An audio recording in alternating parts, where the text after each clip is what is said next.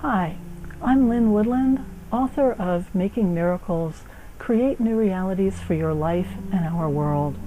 Welcome to my video blog where every month I address a different piece of the journey of self-actualization as it relates to the month we're in. And I always like to fit the message with the season because the cycles of nature just so beautifully portray the whole archetypal dance between light and dark, and life and death, and yin and yang, and all together create a template for the whole of human experience, with each season perfectly lending itself to a different kind of spiritual work and personal growth. So seasonally, September is a month of great transition. It's the end of summer, and the fall equinox, which happens in the third week of the month, marks the point at which darkness exceeds light for another 6 months. Fall really encourages a shift in attention from outer directed activity to a more inward focus. In the growing cycle, fall is when the harvest is collected and the fruit eaten or preserved, and the seeds extracted, all the while the lush greenery of summer is fading away. And while we may want to cling to the last vestiges of summer, we know we can't keep the dark and cold at bay for long. Change and letting go are forced upon us, whether we're ready or not. And many of us catch colds in this season as our bodies struggle to adjust.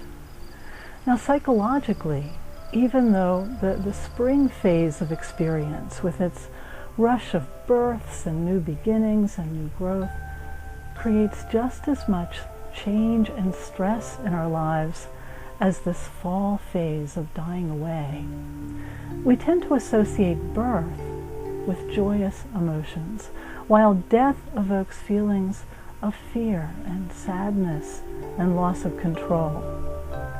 Birth fills our thoughts with wonderful possibilities, but death requires true vision and faith to see that just as every birth leads to death, every death eventually leads to a new birth. And that the inner work of fall invites us to look at our relationship to change, at our adaptability, and our comfort with endings and loss of control. The spiritual potential of going willingly into this 6-month descent into darkness, and the symbolic underworld it evokes, is that when we meet our deepest fears head on, we emerge with the deep knowing that in truth there's nothing to fear. Now, September, which merely hints at the darkness to come, is the perfect time to prepare for the descent into winter by shoring up our physical well-being, as the adjustment from warm to cool adds more stress to our physical bodies. Giving some attention to our physical health now can help us through the winter season of colds and flus and darkness-related depression. What's more, physical symptoms can give us tremendous insight into our ability to flow with change if we're willing to understand them as well as treat them. You know, even at times when we don't consider ourselves ill, we may still have a symptom or two. Maybe it's a chronic allergy, or a tendency toward headaches, or a pain or weakness in a particular body part, or a susceptibility to certain kinds of illness. And whether we're dealing with the experience of serious illness or simply the occasional minor symptom, listening to these physical manifestations of dis-ease can uncover levels of meaning and purpose to them that we may never have realized were there. Our physical symptoms communicate to us in a language that's filled with obvious metaphors. If we're willing to pay attention, they tell us a lot about our needs, our imbalances, and ultimately our path of healing. In fact, the very metaphors we use in speaking often mirror the physical symptoms our body manifests.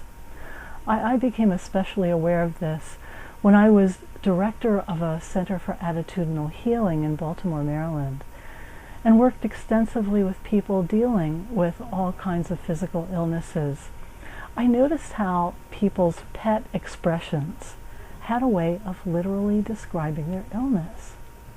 A woman with cancerous tumors in her leg frequently used the expression, "I can't stand it." Someone with food allergies continually said, "I can't stomach it." And a woman with skin cancer spoke of things getting under her skin. Now, a good way to understand this language of your own symptoms is to consider the metaphorical meanings of the affected body parts and functions. For example, hands are for handling things.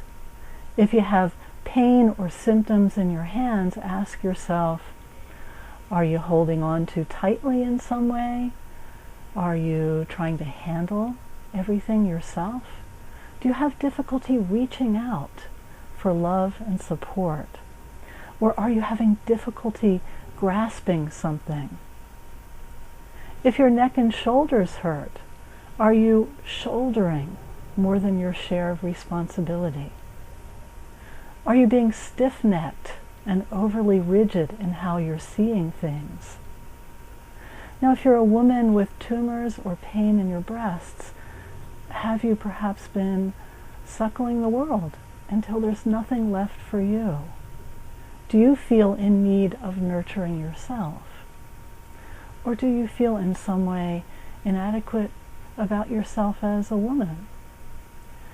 If you have heart problems, have you felt heartbroken? Have you closed your heart to warmth and love?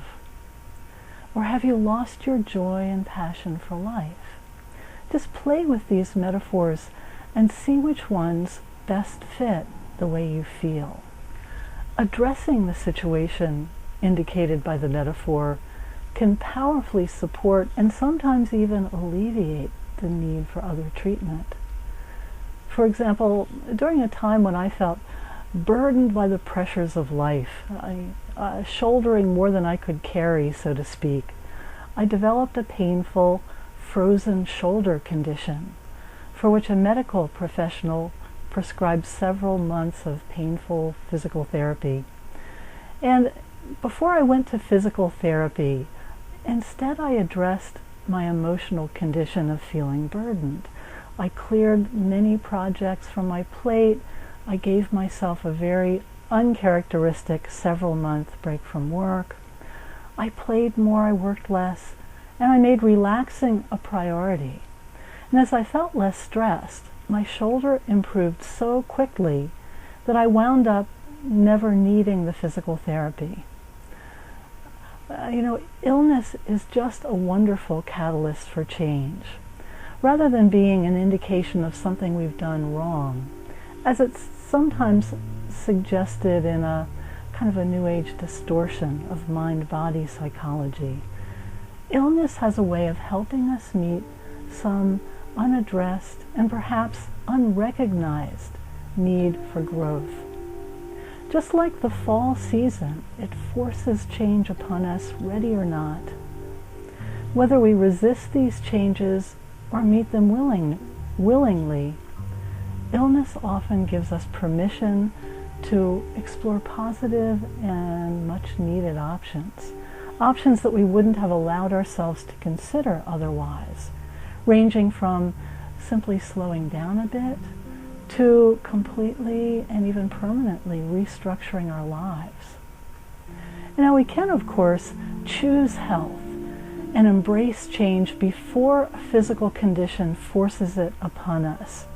And this can be the best form of preventive medicine.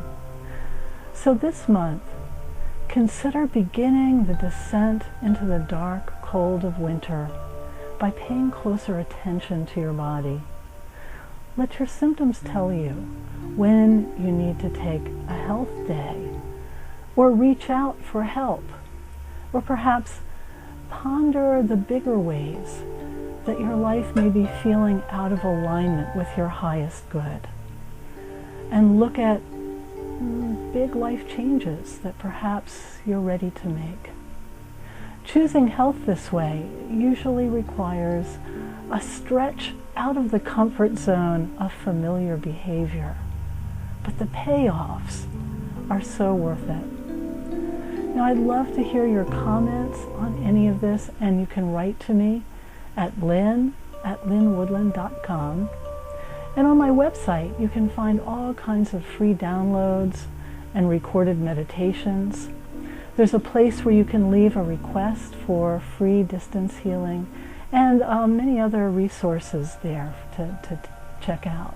Now, for a deeper dive into this kind of work, take a look at my year-long Miracles course, a comprehensive program of online materials, live webinars, one-to-one coaching, all about living a miraculous life.